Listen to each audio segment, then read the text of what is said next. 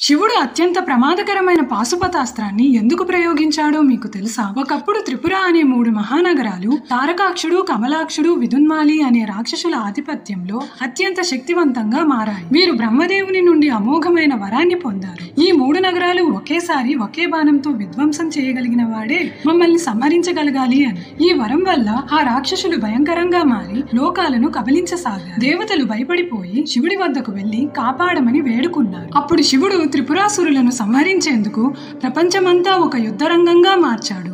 భూమిని రథంగా, సూర్యచంద్రులను చక్రాలుగా, విష్ణువును విల్లుగా మార్చాడు. బ్రహ్మదేవుడు రథసారథిగా నిలిచాడు.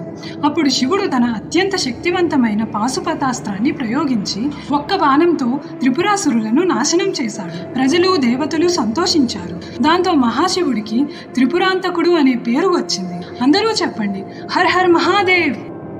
శివుడు అత్యంత ప్రమాదకరమైన పాశుపతాస్త్రాన్ని ఎందుకు ప్రయోగించాడో మీకు తెలుసా? ఒకప్పుడు త్రిపుర అనే 3